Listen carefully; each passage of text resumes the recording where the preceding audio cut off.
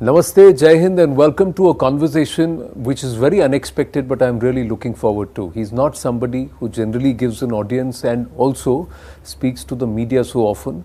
So we're very lucky that we're starting 2024 this year in conversation with the Shankaracharya of the Govardhan Mutt in Puri, and he is Swami Nishchalananda Saraswati ji. Thank you very much.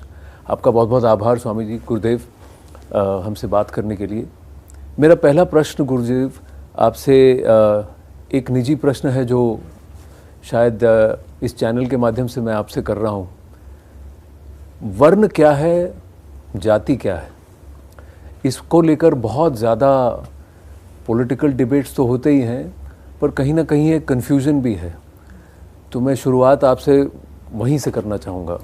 चातुर्वर्ण्यम मया system, भगवान श्री कृष्ण का यह वचन है। हेतु दिया गुण कर्म के अनुसार। जाति धर्म कुल धर्म च शाश्वता, कुल धर्म सनातना। गीता के पहले अध्याय में अर्जुन का वचन। अर्जुन की आशंका यह थी कि संभावित युद्ध के चपेट में पड़कर कहीं सनातन कुल धर्म जाति धर्म में विकृति न आ जाए। और वर्णम व्यवस्था में ब्राह्मण क्षत्रिय वैश्य शूद्र होते हैं। अगर कोई वर्णम व्यवस्था नहीं मानते, मनुष्य ही मानते हैं, मनुष्यत्व जाति वहाँ बैठ जाती। अनेकों में अनुगत जो धर्म है उसका नाम जाति है। घट अनेक हैं तो घटत्व जाति है, मनुष्य अनेक हैं तो मनुष्यत्व जाति है। जाति का निराकरण दार्शनिक धरातल पर किया नहीं जा सकता। दूसरी बात है कि शिक्षा, रक्षा, अर्थ और सेवा के प्रकल्प संतुलित रखने हों, मातृशक्ति स्त्रियों का शील सुरक्षित रखना हो, तो जाति धर्म को मानना आवश्यक है। तो हमने संकेत किया जाति व्यापक है, वर्ण उसकी सीमा में है अंतर्निहित। जैसे हमने बताया कि यदि America, Britain, Germany, Japan, France की शैली में हम परंपरा से वर्ण व्यवस्था नहीं मानेंगे, तो अभी शिक्षा, रक्षा, अर्थ और सेवा के प्रकल्प को संतुलित रखने के लिए वैकल्पिक ब्राह्मण क्षत्रिय वैश्य शूद्र तो बनाना ही पड़ेगा। वैकल्पिक ब्राह्मण क्षत्रिय वैश्य शूद्र बनाएंगे तो समय का अधिक उपयोग होगा, संपत्ति का अधिक उपयोग होगा, संस्कार का आदान फिर भी नहीं हो सकेगा। पाँव को कितना भी प्रशिक्षण दे, हाथ मुँह का काम नहीं कर सकता है। इसलिए परंपरा प्राप्त जो जाति व्यवस्था है उसी की सीमा में वर्णम व्यवस्था भी है, चातुर्वर्ण्यम मया सिस्टम भी है, और जाति धर्म कुल धर्म तो शाश्वता दोनों है। कुछ महानुभाव जैसे अशोक सिंघल इत्यादि ने चलाया था कि जाति अलग है, वर्ण अलग है, लेकिन परंपरा से जो पारिभाषिक शब्द हैं उनका अर्थ समझना चाहिए, तभी ठीक ठीक अर्थ लगता है। तो मेरा अगला जाति व्यापक है, वर्ण उसकी सीमा में, वर्ण उसकी सीमा, और दोनों में तालमेल भी है। ब्राह्मण क्षत्रिय वैश्य शूद्र, तो ये जन्म से जाति हो ही गई, वर्ण भी हो गया। कहीं जाति और वर्ण एक हो जाते हैं, जाति की व्यापकता है, वर्ण उसके अंतर्गत। पर गुरुदेव जन्म से है या कर्म से? ऐसा हुआ ना कि पहले प्रश्न उठता है कि एसपी पद पर कोई नियुक्त है तब तो कर्म करेगा। कोई भी जाके ट्रैफिक मैन कोई भी बन जाए तो पागल ही ना जाएगा। इसलिए पूर्व कर्म के अनुसार जन्म होता है, ये तो स्पष्ट ही है। जाति आयु भोग जो है कर्म के फल हैं, योग दर्शन के साथ पूर्व कर्मानुरूप जन्म होता है। जन्म नियंत्रित वर्ण होता है, वर्ण नियंत्रित आश्रम होता है, वर्णाश्रम नियंत्रित फिर कर्म हुआ। पहले भी कर्म, बाद में भी कर्म, बीच में कर्म नियंत्रित जन्म हो गया, जन्म नियंत्रित वर्ण हो गया, वर्ण नियंत्रित आश्रम हो गया, वर्ण आश्रम की सीमा में फिर कर्म हो गया। पहले भी कर्म, बाद में भी कर्म, कर्म से संपुटित हुआ या नहीं? पर गुरुदेव एक व्यक्ति अपने जन्म में अपने कर्म द्वारा क्या अपने वर्ण को बदल सकता है? क्योंकि कहीं ना कहीं यहीं पर सबसे ज़्यादा समाज में कुंठा है या प्रॉब्लम। ऐसा है कि विदुर जी थे जी, तो ब्राह्मण तो नहीं माने गए, तो ब्राह्मणोचित शील और स्वभाव को धारण कर सकते हैं, लेकिन ब्राह्मण की बेटी से विवाह नहीं कर सकते। क्या अब शम दम इत्यादि ब्राह्मणोचित स्वभाव हैं। सत्वगुण की पराकाष्ठा अगर कोई किसी शूद्र में भी हो, सत्वगुण का उत्कर्ष हो, तो संघ के प्रभाव से, स्वाध्याय के प्रभाव से, संकीर्तन के प्रभाव से क्या होता है कि अन्य वर्ण में भी ब्राह्मणोचित स्वभाव का आदान हो सकता है, लेकिन रोटी बेटी की मर्यादा वर्ण के अनुसार ही रहेगी। स्वभावगत परिवर्तन हो सकता है, इसलिए संकेत किया गया कि सनातन धर्म में फल चौरी नहीं, फल से किसी को वंचित नहीं किया गया। महाभारत आदि में यह भी आख्यान आता है, बहुत प्रयास किया किसी क्षत्रिय ने, लेकिन बाद में ब्राह्मण कुल में जन्म होने के बाद ही परम गति प्राप्त हुई। चरम वर्ण तो ब्राह्मण ही होते हैं। तो ब्राह्मणत्व का आधान तो स्वभावगत भी होना चाहिए, वर्णगत भी होना चाहिए, दोनों है तो सोने में सुगंध।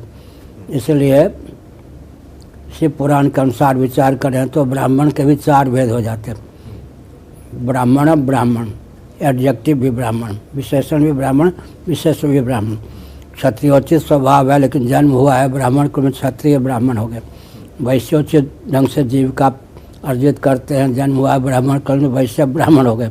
शूद्रोचित विधा से जीवन यापन करते हैं, जन्म हुआ है ब्राह्मण कुल में, तो विशेष से नहीं बदलेगा, विशेषण बदल जाएगा, शूद्र ब्राह्मण। 1 नंबर के ब्राह्मण वही हैं जो ब्राह्मण, विशेषण भी और विशेष भी दोनों में एकत्व हो गया। यह नियम है, मर्यादा। पर गुरुदेव, अगर आप ये कह रहे हैं, और जैसे भगवान ने खुद कहा कि चातुर्वर्णम मया श्रेष्ठम, पर अगर आज देखें तो एक वेस्टर्न नैरेटिव ये है कि हिंदू धर्म और भारत से आने वाले, हिंदुस्तान से आने वालों में यही सबसे बड़ी खोट कही जाती है कि वो जाति को मानते हैं या इस सिस्टम को मानते हैं, वर्णाश्रम को मानते हैं, जिसे वो कास्ट सिस्टम कहते हैं। इनके यहाँ नहीं है, मुगल, सैयद, पठान, ये सब है भेद या नहीं? उनके यहाँ भी 4 है, शेख, सैयद, मुगल, पठान, उसको मिटा देंगे। क्रिश्चियनों के यहाँ कितने भेद हैं? 100 से अधिक भेद हैं। 2-3 भेद तो प्रमुख हैं। सृष्टि का नाम ही भेद है। महाप्रलय में भेद नहीं रहता, लेकिन भेद का उपयोग निर्भेद परमात्मा की प्राप्ति में हो, भेद के लिए भेद नहीं। और आपको मालूम है, कछुए की हथेली को देखा आपने? ऐसे हाँ। कछुए की हथेली से उंगलियाँ निकली होती हैं, उनमें विभाजक रेखा भी होते हैं, लेकिन कछुआ यूँ नहीं कर सकता, विभाजक रेखा। इसी प्रकार विभाजक रेखा तो है, विभाजन सचमुच में नहीं है। तो हमारे यहाँ शिक्षा, रक्षा, अर्थ और सेवा के प्रकल्प संतुलित रहें, जनसंख्या बिना परिवार नियोजन के गर्भपात के सुरक्षित रहे, मातृशक्ति का शील सुरक्षित रहे। इसलिए वर्णाश्रम व्यवस्था अत्यंत अपेक्षित है। जहाँ परंपरा से टूट गई वहाँ वैकल्पिक बना कर काम चला सकते। वैकल्पिक तो वैकल्पिक ही, अल्टरनेटिव तो अल्टरनेटिव ही है, मुख्य नहीं हो सकता। ठीक, पर क्या अभी भारत, विश्वामित्र जी ने बहुत तप किया, सब कुछ किया जी, और रघुवंशियों को कहा कि हम तपोबल से, वहाँ पर बिंदु का योग था, मातृगर्भ का सब बहुत था, चरु का योग था, लेकिन उन्होंने कहा मेरे आचार्यत में, अभी वशिष्ठ जी कहीं बाहर गए हैं, हमारे आचार्यत में यज्ञ करा लो। रघुवंशी राजा डर गए कि शाप न दे दें। विश्वामित्र के आचार्यत में यज्ञ हुआ, लेकिन देवताओं ने आहुति नहीं ग्रहण की। अब देवताओं से क्या लड़ते? हाँ। हमने कहा कि यज्ञ करना, कराना, ये दोनों ब्राह्मणों का काम है। यज्ञ ब्राह्मण क्षत्रिय वैश्य कर सकते हैं, आमंत्रित यज्ञ में शूद्र भी अधिकृत हैं। यज्ञ कराने का अधिकार ब्राह्मणों का ही। वेदाध्ययन ब्राह्मण क्षत्रिय वैश्य कर सकते हैं, कराने का अधिकार ब्राह्मणों को ही। दान दे सकते हैं ब्राह्मण क्षत्रिय वैश्य तीनों, लेने का अधिकार ब्राह्मणों को ही है।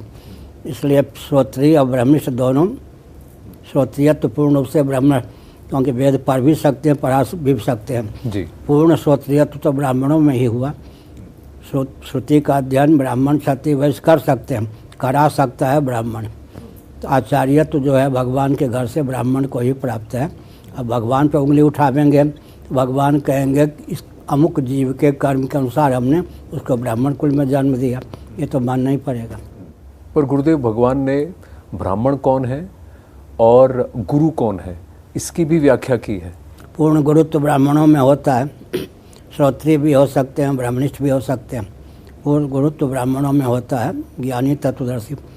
लेकिन क्षत्रिय वैश्य इत्यादि, एक उदाहरण देता हूँ जी। धृतराष्ट्र ने कुछ पूछ दिया विदुर जी से। वो विदुर जी जो थे, शापित होने के कारण धर्मराज के अवतार थे, लेकिन शूद्रा के गर्भ से जन्म हुआ था। कुछ उन्होंने संकेत किया, फिर और उन्होंने कहा कि शूद्र योनि में मेरा जन्म हुआ है, इसलिए मैं उपदेश नहीं कर सकता। महाभारत, उपदेश आपको ब्राह्मण ही करेंगे। मैंने केवल संकेत किया, जानता हुआ भी मैं मर्यादा का उल्लंघन नहीं कर सकता। स्पष्ट ही है। पर गुरुदेव, ब्राह्मण कुल में जो पैदा हुआ या जो आज अपने आप को ब्राह्मण कहते हैं, क्या वो ब्राह्मण है या फिर ब्राह्मणत्व के लिए भी उन्हें उस... मैंने कहा ना, जन्म से तो ब्राह्मण है, लेकिन ब्राह्मण नहीं है। विशेषण तो ब्राह्मण उचित होना चाहिए। उदाहरण मैं देता हूँ ताकि बात स्पष्ट हो जाए। लंगड़ी लोली गाय हो, दूध न दे लेकिन मार दे तो हत्या का पाप लगेगा क्या? जी। दूध न देने वाली गाय भी है, मारने वाली गाय भी गाय है। आखिर कोई कहे मारने वाली गाय को मैंने मार दिया तो गोहत्या तो लगेगी। इसीलिए बढ़िया ब्राह्मण कौन है? विशेषण भी ब्राह्मण, विशेष भी ब्राह्मण। लेकिन ब्राह्मण कुल में उत्पन्न हुआ तो ब्राह्मण तो रहेगा ही, विशेष से नहीं बदल सकता है। विशेषण फिर कह सकते हैं क्षत्रियोचित स्वभाव है, क्षत्रिय ब्राह्मण, वैश्य ब्राह्मण, लेकिन विशेष से तो वही रहेगा। ब्राह्मण कुल में उत्पन्न हुआ तो ब्राह्मण रहेगा ही। दूसरी बात है कि मिलिट्री में जो जिस पद पर है उसके अनुसार अधिकार पहले या कर्तव्य पहले। अधिकार की सीमा में दायित्व तो आज भी मानेंगे क्या? अधिकार की सीमा में दायित्व, अधिकार पहले या कर्तव्य पहले? अधिकार की सीमा में एसपी के पद पर है, तदनुकूल व्यवहार कर सकता, आचरण कर सकता है। मानवोचित अधिकार जितने मनुष्य हैं सबको प्राप्त है जी। अतिरिक्त अधिकार जो है वो तो फिर एसपी के पद पर जो है एसपी का, प्रधानमंत्री के पद पर जो है प्रधानमंत्री का है। गुरुदेव, हिंदू कौन है? अच्छा आप देखो, कोई भी जजमेंट दे दे जी, एक विचित्र जज भी बहुत हो सकते हैं, लेकिन जिस केस में जो जज नियुक्त है उसी के द्वारा दिया हुआ जजमेंट माना जाएगा, अन्यथा नहीं। जी। है या नहीं? हाँ। ये भी मानना पड़ता है। योग्यता के दृष्टि से जज बहुत हो सकते हैं जी, लेकिन जिस केस में जो जज या जस्टिस नियुक्त है उसके द्वारा जब जजमेंट दिया जाएगा उसी का नाम जजमेंट होगा। वकील जो है वकील ही है, निरूपण करना वकील का काम है, निर्णय देना जज का। जज में भी जो अधिकृत है जिस केस में उसका दिया हुआ निर्णय ही निर्णय माना जाएगा। इसी से अगला प्रश्न यह है कि हिंदू कौन है? हिंदू और हिंदुत्व जीने का एक जीवन जीने का एक तरीका है, जैसे कोर्ट ने कहा है, वे ऑफ जैसा लाइफ। कि राजीव गांधी कहते हैं, राहुल राजीव गांधी चल बसे, राहुल गांधी कहते हैं मनुष्य मनुष्यत्व रहेगा या नहीं? हिंदू कौन है? हिंदू शब्द का जहाँ जहाँ प्रयोग हुआ है उन ग्रंथों में हिंदू की पहचान भी है। बृहस्पति आगम में हिंदू शब्द का प्रयोग हुआ है, मेदिनी तंत्र में हिंदू शब्द का प्रयोग हुआ है, भविष्य पुराण में हिंदू शब्द का प्रयोग हुआ है, कालिका पुराण में हिंदू शब्द का प्रयोग हुआ है, ऋग्वेद में हिंदू शब्द का प्रयोग हुआ है। हमारा एक ग्रंथ है गर्व से कहें हम हिंदू हैं। वैदिक वांग में जहाँ जहाँ हिंदू शब्द का प्रयोग हुआ है वचन भी है, स्थल भी है। इसलिए हिंदू का अर्थ क्या हुआ? दो प्रकार से हिंदू दोनों होता है। हिंदू जब कहेंगे जैसे भाजपा, भारतीय जनता पार्टी, हिंदू हिमालय से लेकर इंदु सरोवर पर्यंत, कन्याकुमारी, तो मानसरोवर से कन्याकुमारी पर्यंत जो भूभाग है हिंदुस्तान है। स्थान को आजकल स्थान भी कह देते, हिंदुस्तान। ये भौगोलिक दृष्टि से हिंदुस्तान का अर्थ हिंदू नहीं, हिंदू हिमालय से लेकर इंदु पर्यंत। हिंदू जब कहेंगे तो हीनता, दीनता, दरिद्रता, तुच्छता का जो अपनोदन कर दे, उसको फटकने न दे, वो हिंदू। यौगिक व्युत्पत्ति भी है, भौगोलिक व्युत्पत्ति भी है, दोनों ढंग से हिंदू शब्द का प्रयोग है, दोनों ढंग से अर्थ करना चाहिए।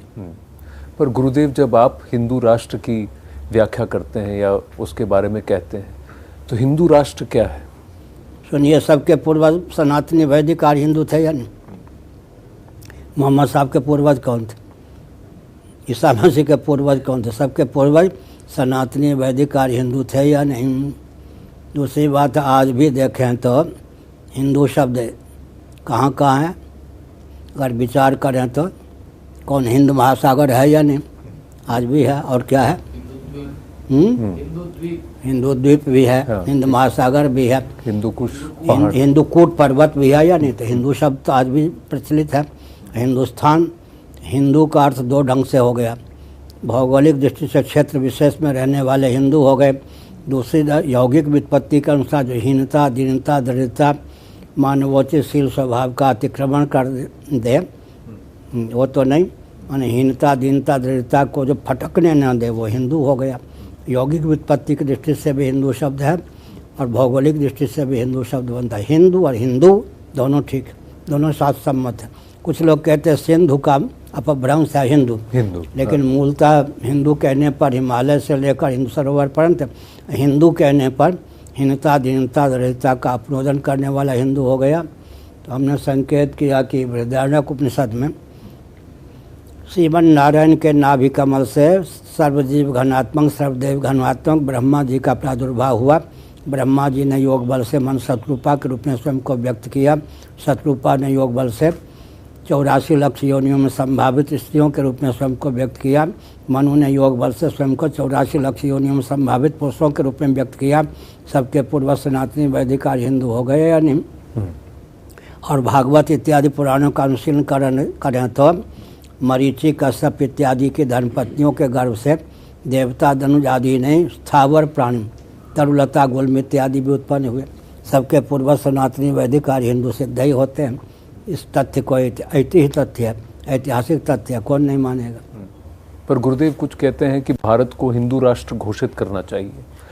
इसमें ये कहते हैं कि फिर ये मेजॉरिटेरियनिज्म हो जाएगा कि एक ही कम्युनिटी जाति एक रिलीजन को आप बढ़ावा देंगे और बाकियों को दबाने की बात कर रहे हैं।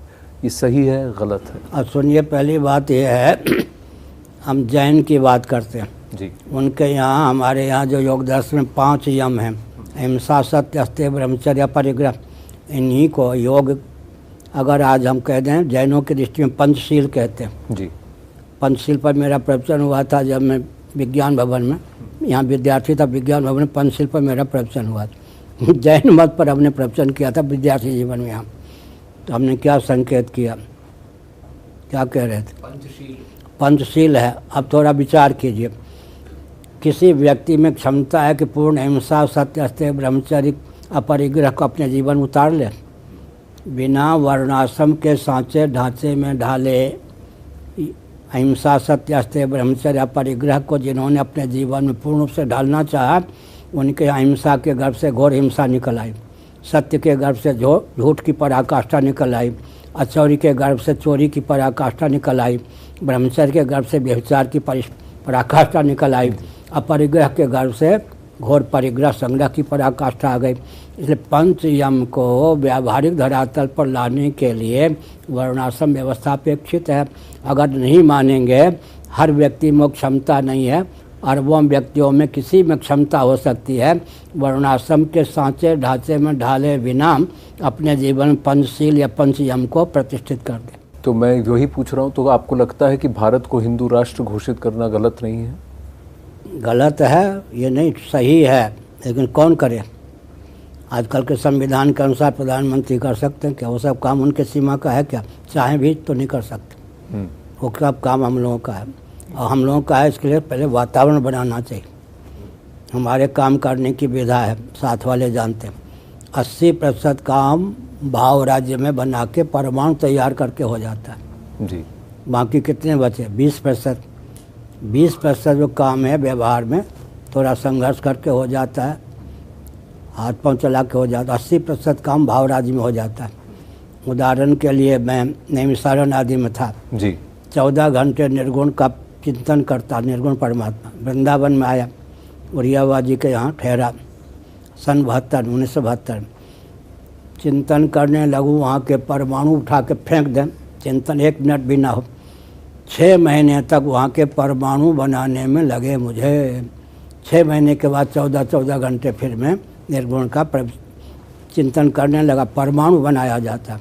80% काम हम लोग परमाणु बना के कर लेते हैं, वहाँ कोई संघर्ष नहीं है। परमाणु बनाने में अंतर्निहित संघर्ष होता है।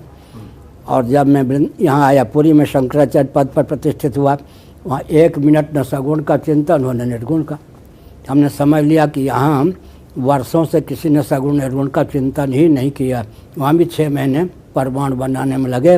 अब पुरी में चाहे 24 घंटे में मैं 20 घंटा चाहूँ, 15 घंटा चाहूँ, जितना चाहूँ सगुण निर्गुण का चिंतन कर सकता हूँ। इसलिए परमाणु बना करके ही 80% काम हो जाते। हम लोग जो है बाहर संघर्ष के लिए 20%, व्यवहार में इतिहास बनाने के लिए अपना इतिहास नहीं, समाज का इतिहास बने, अपना इतिहास तो बन ही जाता। 80% काम तो बस वायुमंडल बना के हो जाता। अब श्मशान है उदाहरण के लिए, वहाँ से जाएंगे तो वहाँ के परमाणु आपके विचार को प्रभावित करेंगे। बलिष्ठ परमाणु आए तो कम प्रभाव पड़ेगा, नहीं तो पड़ जाएगा। और अगर पूजन का स्थल है भगवान देवी देवता के, वहाँ से गुजरेंगे तो उसका प्रभाव पड़ेगा। हाइड्रोजन नाइट्रोजन आदि का प्रभाव पड़ता है या नहीं, गैस इत्यादि का प्रभाव पड़ता है या नहीं, संक्रामक रोग का प्रभाव पड़ता है या नहीं। इसी प्रकार से काक भुसुंडी आदि का आश्रम का वर्णन है। इतने योजन तक जो आता था क्या होता था, उसके जीवन में वो शुद्ध विचार हो जाता था जी। मानसरोवर का वर्णन स्कंद पुराण में, वहाँ के जल में, वो जो मानसरोवर का स्वरूप है, वहाँ के जल में वो क्षमता है कि वहाँ के जल को लेकर हवा चलती है, कौवा को भी हंस बना दे, वो क्षमता होती है जल आदि में भी। तो जल में भी अंतर है, पृथ्वी में अंतर है। यानी चीनी मिट्टी, सामान्य मिट्टी, खरगोन की मिट्टी, कपास कहीं उत्पन्न करे कहीं कुछ हो। और आजकल तो विचार करके देखें, कोयला भी मिट्टी है, हीरा भी मिट्टी है। यानी मिट्टी का परिष्कृत सोना को दर्शन शास्त्र में तेजस कहा गया, तेज का परिणाम, लेकिन हीरा को पार्थिव कहा गया, पार्थिव कहा गया है। तो कोयला भी है कार्बन, हीरा भी है, लेकिन दोनों में अंतर है। मिट्टी में अंतर होता है या नहीं। इसलिए हमने संकेत किया जब पृथ्वी में जल में अंतर है। एक कर्मनाशा का जल है, जहाँ स्नान करें तो पुण्य क्षय हो जाए, गंगा इत्यादि है, पाप का क्षय हो जाए। तो जल में भी अंतर है, अग्नि में भी अंतर है, श्मशान की आग है और अग्निहोत्री के घर की आग है, अंतर हुआ या नहीं। वायु में भी अंतर होता है, आकाश में भी अंतर होता है।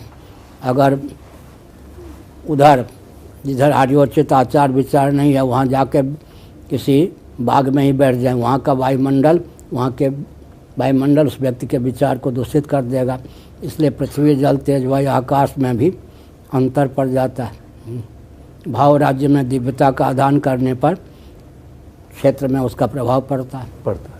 और भोपाल का गैस कांड प्रभाव पड़ा या नहीं? जी पड़ा। लेकिन कहाँ नहीं पड़ा, कम पड़ा। जहाँ गोबर थे, गायें पलती थी, गाय के गोबर जहाँ पर थे वहाँ उसका भोपाल गैस कांड का कम प्रभाव पड़ा।